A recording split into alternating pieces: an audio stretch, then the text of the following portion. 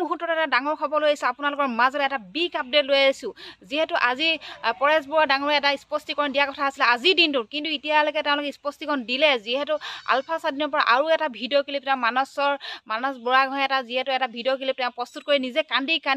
তেওঁ ব্যক্ত কৰিছে তেওঁ যিহেতু কৈছে যে তেওঁ সেই আৰক্ষীৰ লগত জড়িত আছিলে এছআই আছিলোঁ বুলি বাৰম্বাৰ কৈ আছে হাজাৰবাৰ মই যিহেতু সত্য কথা কৈ আছোঁ আৰু সত্য কথা কমেই আপোনালোকে যোন জড়িত হৈ আছিলে মোৰ লগত যোনখিনি আছিলে গোটেইখিনিকে তেওঁ এবাৰ হ'লেও মুখ খুলি ক'বলৈ কৈছে যিহেতু কান্দি এটা মন্তব্য প্ৰদান কৰিছে মানস বৰুৱাগোহাঁয়ে আজিৰ দিনটোত এটা বিগ আপডেট যিহেতু পৰেশ বৰুৱা ডাঙৰীয়াই কৈছিলে যে আজিৰ দিনটো এটা স্পষ্টীকৰণ দিয়াৰ কথা কৈছিলে আৰু সেই স্পষ্টীকৰণ দিলে মাত্ৰ জাষ্ট দিছে স্পষ্টীকৰণ যে তেওঁ আজি এই ভিডিঅ'টো মানে তেওঁ সেই আৰক্ষীৰ লগত জড়িত আছিলে যিহেতু এছআই আছিলে বুলি বাৰম্বাৰতা কৈছে যে মই হাজাৰবাৰ ক'ম যিহেতু মই সত্য পথত আছোঁ আৰু আপোনালোকে কিয় মিছা কথা কৈছে বুলি কৈছে বেছি দেৰি নকওঁ আপোনালোকৰ তেওঁ ভিডিঅ' ক্লিপটো দেখুৱাবলৈ চেষ্টা কৰিম যিহেতু তেওঁ কান্দি কৈছে যে মই সত্য পথত আছোঁ বুলি গতিকে তেওঁ কোৱা ভিডিঅ' ক্লিপটো আপোনালোকে চাই লওকচোন বাৰু স্বাধীনৰ ফালৰ পৰা দ্বিতীয়টো ভিডিঅ' মানস বৰগোহাঁই সন্দৰ্ভত দ্বিতীয়টো ভিডিঅ' শ্বেয়াৰ কৰা হৈছে সামাজিক মাধ্যমৰ জৰিয়তে আৰু মানস বৰগোহাঁই উৰফে মুকুট অসমৰ মহাবিস্ফোৰণ পুনৰবাৰ মানস বৰগোহাঁই দাবী কৰিছে যে তেওঁক অসম আৰক্ষীৰ বিশেষ শাখাত সাব ইন্সপেক্টৰ হিচাপে নিযুক্তি দিয়া হৈছিল মই মিছা কথা কোৱা নাই মোক যেনে ধৰণে পঠিয়াইছিলে মোৰ যি প্ৰকৃত পৰিচয় মই সত্য কথা কৈছো মই কোনো মিছা কথা কোৱা নাই মই এছবিৰ এজন এছআই হয় মই এবাৰ নহয় হাজাৰবাৰ কম যে মই কোনো মিছা কথা কোৱা নাই মোৰ যেতিয়া প্ৰথম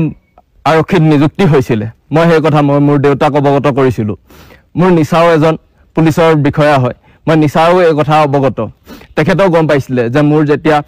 এছআই নিয়োগ হৈছিলে তেতিয়া মই তেখেতলোকক সেই কথা কৈছোঁ আৰু মই দেউতাৰ পৰা মোৰ যি ইউনিফৰ্ম কিনিবলৈ ষ্টিক কিনিবলৈ মই দেউতাৰ পৰা পইচা বিচাৰিছিলোঁ আৰু দেউতাই মোক পইচা দিছিলে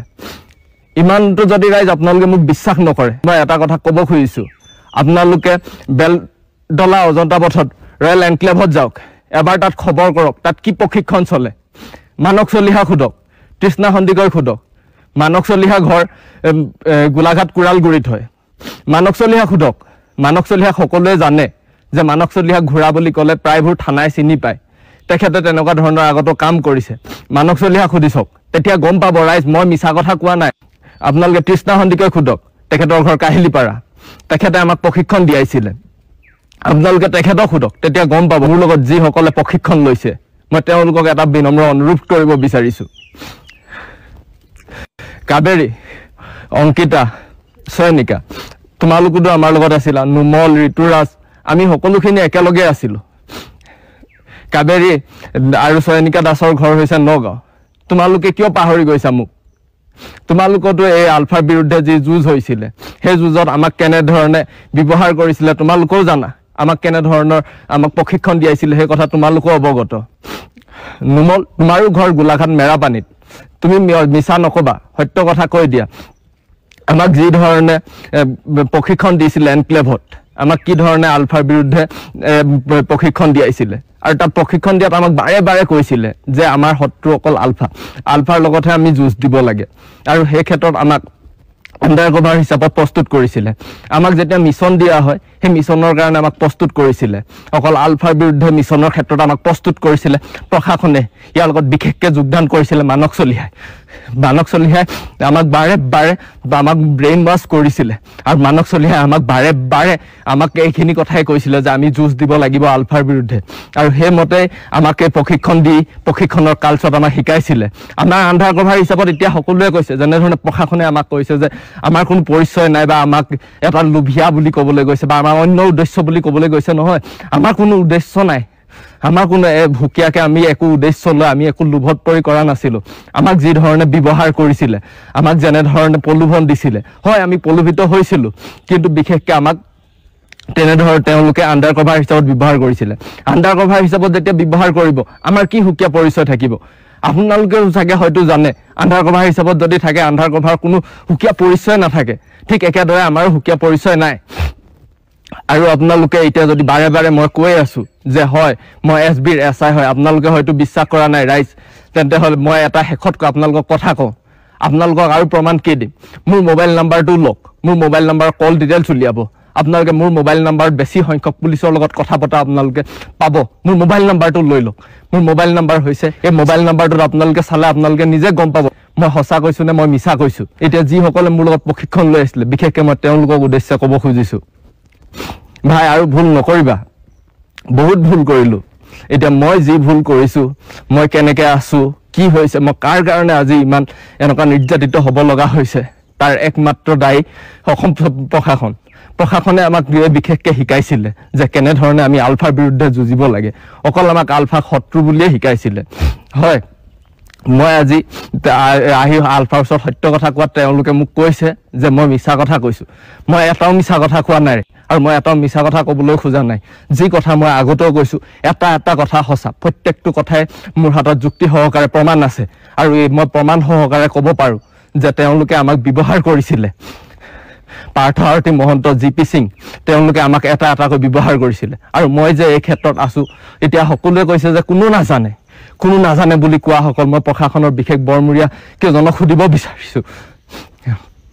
তৃণমূল বৰদলৈ ছাৰ